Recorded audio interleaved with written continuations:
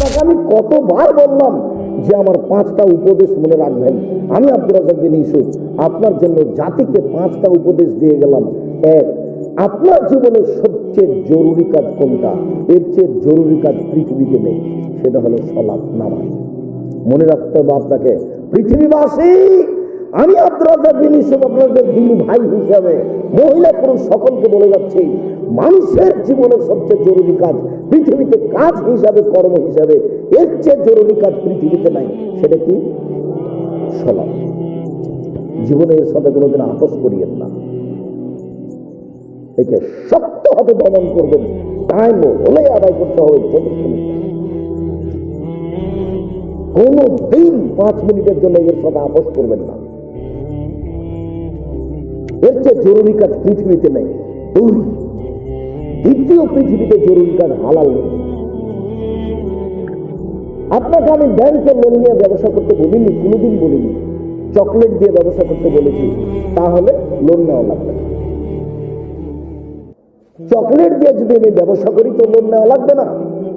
Loan এত খারাপ, loan এত খারাপ, লোন এত খারাপ যে লোন যেন আমি না করি, এই জন্য আল্লাহর নবী দিন রাত পরিত্রাণ চাইতেন। সালাম ফিরার পূর্বে এমন কোনোদিন জীবনে একটা দিন ঘটেনি যে এই দোয়া বলেননি। দোয়ার শেষ বাক্যটা হচ্ছে আল্লাহুম্মা ইন্নী আউযু বিকা মিনাল মা'সামি ওয়াল মাগরাম। তোমার কাছে বাঁচতে চাই বড় পাপ হতে, তোমার কাছে বাঁচতে চাই ঋণ কর্য হতে, তোমার কাছে বাঁচতে চাই বড় পাপ হতে, তোমার কাছে বাঁচতে চাই ঋণ কর্য হতে, তোমার কাছে বাঁচতে চাই বড় পাপ হতে, তোমার কাছে বাঁচতে চাই ঋণ কর্য হতে। এই বাক্যটা না বলে তিনি কোনোদিন সালাম ফিরেননি। এ কথা আয়েশা রাদিয়াল্লাহু তাআলা আনহা বলেন, হাদিস বুখারী মুসলিম। আর আপনি ব্যাংকে চাকরি করেন, এটাই খারাপ। আবার আপনি 30 লাখ টাকা লোন নিয়ে বাড়ি করলেন, ছেলে মেয়ের জন্য রেখে চলে গেলেন, আর জাহান্নামার যা মরার সাথে সাথে আপনাকে কবরে বিতাতে লাগলো। আপনি কি কিছুই বুঝলেন না? হোঁচলার মতো দিন কাটাচ্ছেন। জাপানে ওদের ভাষা থেকে বুদ্ধি দিয়ে কাজ করে না, তো বলে হোঁচলা, মোটা বুদ্ধি। তো বিবেচনা করতে হবে না? এমনি তো বোকারির পরিচয় ব্যাংকে চাকরি করতে গেছেন। আমি তো বলেছি এই বাংলাদেশের মাটিতে এমন কোন ব্যাংকিং ব্যবস্থা নেই, এমন কোন ব্যাংক নেই যেখানে চাকরি যায়। দেখি কোন মায়ের বেটা প্রমাণ করতে পারে। ব্যাংকে টাকা রাখা আর ব্যাংকে চাকরি করা দুটো এক নয়। সম্মানিত দিনী ভাই বোন, মানুষের জীবনে সবচেয়ে জরুরি কাজ হালাল রুজি। শ্বশুরের কাছে টাকা নিয়ে জীবিকা নির্বাহ করবেন না, ও কথা পুনরায় বলা লাগবে না। শতবার বলেছি যে যৌতুকের টাকা দিয়ে চাউল কিনে ভাত খেয়ে ইবাদত কবুল হবে না। ভিক্ষা করার টাকা দিয়ে চাউল কিনে ভাত খেয়ে ইবাদত কবুল হবে। আমি ভিক্ষা করবো কেন? আমার গায়ে শক্তি আছে, কাজ করে যেতে পারি। তবুও ভিক্ষা করার টাকা দিয়ে চাউল কিনে ভাত খেয়ে ইবাদত কবুল হবে। যৌতুকের টাকা দিয়ে ভাত খেয়ে ইবাদত কবুল হবে না। চাউল কিনে ভাত খেয়ে ইবাদত কবুল হবে না। ওটা হারাম টাকা। যৌতুক শ্বশুরকে ফেরত দিতে হবে, এটা বলে। আর আগামীকাল সন্ধ্যা হতে হতে এই ছেলে, তোমাকে বলেছি শতবার, তোমার বাপ যেন তোমার ফুফুকে জমি ফেরত দেয়, হিসাব করে ভাগ করে দেয়। আগামীকাল সন্ধ্যা হতে হতে আপনি বোনের জমি দিয়ে দিবেন। আপনার বাপ মারা 10 বছর হলো। বোনের জমি মানে পরের জমি। পরের জমি খান কেন? শরম হয় না? আপনার ভাগ্য আল্লাহ লিখে দেননি? বাপ মারা গেছে, আপনি জমির ভাগ নেবেন, আপনার বোন জমির ভাগ নেবে।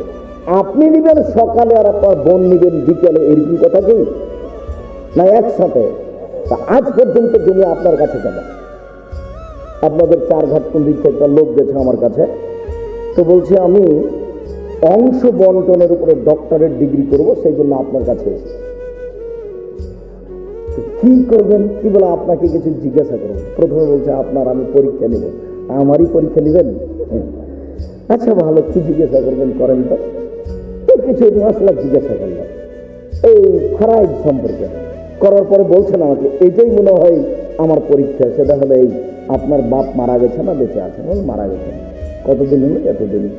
তো আপনার জমি জায়গার খবর কি? তা বললাম যে আমার বাপকে মাটি দিয়ে এসে আগে জমি ভাগ করেছি, তারপরে খাওয়া দাওয়া। খাওয়ার আমরা আগে খাইনি, আগে জমি ভাগ করেছি তারপরে খাওয়া। যদিও জমি আমি একটু চিনি, আমার ছোট ভাই চিনে না। আমরা কোনোদিন জমিতেই যাইনি। আমার আব্বা একজন ছোট কৃষক ছিলেন, 20-25 বিঘা জমি রাখতেন। যখন পশ্চিমে থাকতাম তখন বলতো ধান বিক্রি এত টাকা, কালাই বিক্রি এত টাকা, সরিষা বিক্রি এত টাকা, পেঁয়াজ বিক্রি এত টাকা, মোট 1000 টাকা পাঠালাম। তখন আমি ভাবতাম যে আমার আব্বাকে 1000 টাকা সংগ্রহ করতে অনেক পরিশ্রম করতে হয়েছে। ওই কথা আমার এখনো দিনের মতো মনে পড়ে। আমার আব্বা আমাকে বলতেন যে আমি যতদিন বেঁচে আছি ততদিন তোমাকে জমিতে যেতে হবে না, কোনো কাজ করতে হবে না, যদি কাজ করে খেতে হয় তাহলে আমার মরার পরে। আমার এই বাপের আমার এই বাক্যটা আমি ভুলতে পারি না। তোমরা যদি কাজ করে খাওয়াই লাগে তা আমার পরে খাও, আমি যতদিন আছি তোমরা ততদিন এই জমি জায়গাতে যায় না। শুক্রিয়া, জাযাকুমুল্লাহ খায়। যেটা বলছিলাম হালাল রুজি, 3 কোরআন তেলাওয়াত, 24 ঘন্টা একবার কোরআন মাজিদ তেলাওয়াত করবেনই, করতেই হবে, মানে কোরআন বিপক্ষে চলে যাবে। বেশি না পড়লো কি বলেছি সূরা ইখলাস 3 বার পড়েন, একবার কোরআন মাজিদ পড়ার সময় নাকি হবে। কেন পড়েন? আজকে বলেন তো যে আমি পড়েছি, বলেন এই ছেলে তুমি লাভ দিয়ে বলো যে আমি পড়েছি, তো হিসাব হয় না। কেন কেন পড়তে পারেন না? কেন পড়তে পারেন না? কি আছে সমস্যা যে পড়তে পারেন না? কেন পড়বেন না? সূরা ইখলাসটা আপনি 3 বার কেন পড়বেন না? নিজেকে মানুষ মনে করেন না? নিজেকে গরু ছাগল মনে করেন? বুঝেও বুঝে না ওরা চক্ষু, বুঝেও বুঝে না ওরা অন্তর আছে বুঝে না, দেখেও দেখে না ওরা চক্ষু আছে দেখে না, শোনেও শোনে না ওরা কান আছে শোনে না। উলাইকা কাল আনাম, তারা পশু প্রাণীর মতো, তারা গরু ছাগলের মতো, তারা কুকুর শ্রীগলের মতো, ভালো হওয়া যাল বরং তার চেয়ে খারাপ। নিজেকে গরু ছাগল মনে করেন, পশু প্রাণী মনে করেন? কেন আপনি পড়েননি কোরআন মাজিদ? আজকে অন্তত সূরা ইখলাসটা কেন পড়েননি? এটা হলো 4 নম্বর। 1 সালাত, 2 রুজু, 3 কোরআন তেলাওয়াত, 4 দুইজন যেখানে বসে আছে সেখানে বসবেন না। ওখানে বসে আর একজনের বদনাম করছিল, আপনি গিয়ে যদি বলেন হ্যাঁ ঠিক বলেছি আসলেও খারাপ, এখন কি হবে? তাহাজ্জুদ সারা জীবনে যা পড়েছেন ওইটা যদি এক পাল্লায় দেওয়া হয়, আর ঠিক বলেছি আসলেও খারাপ এই বাক্য যদি এক পাল্লাতে দেওয়া হয়, পুরো জীবনের তাহাজ্জুদ হারিয়ে যাবে। আপনি বলতে পারেন, বুঝতে পারেন ল্যাংটা মেয়েকে দেখছি আর গল্প জমাচ্ছি, এটা কত বড় খারাপ, আর মানুষের বদনাম কানে শুনছে, এটা কত বড় খারাপ, আপনাকে আমি বুঝাতে পারি না। 4 জন যেখানে, 2 জন যেখানে বসে আছে সেখানে বসবেন না। 5 ছেলে মেয়ে স্ত্রীর উপরে কঠোর, খুব কঠোর, চোখ যেভাবে ঘুরে বউ সেভাবে চলে, তার নাম ক্ষমতা। আহাল পরিবার উপরে খুব কঠোর হতে হবে, শক্ত হাতে পরিবারকে দমন করতে হবে, নইলে তাহাজ্জুদে আপনি টিকতে পারবেন না। শেষে দেখা যায় বেটির কারণে, বইয়ের কারণে জাহান্নামে হয়ে গেছে।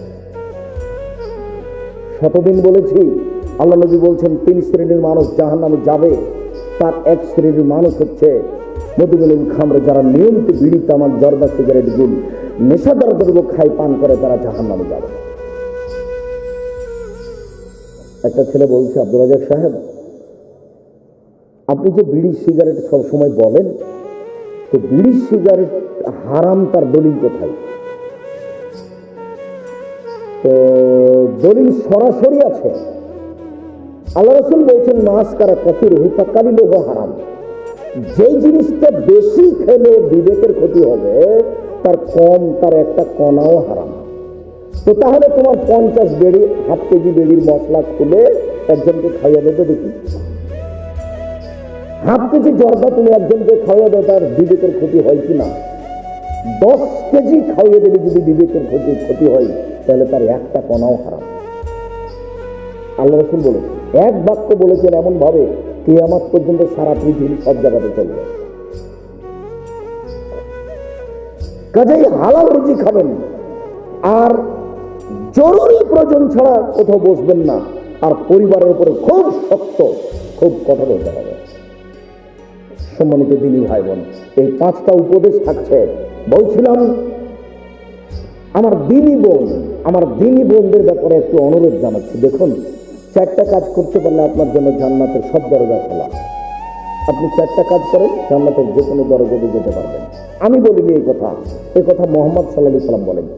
1 সালাত খামসা, 5 ওয়াক্ত সালাত আদায় করুন। এই ছেলে, তুমি ওখানে দাঁড়িয়ে কেন? বসো। দিনী ভাই বোন, আমি আপনাদেরকে অনুরোধ করছি, আপনারা দয়া করে দোকানপাটিকে থাকিয়েন না, রাস্তাঘাটে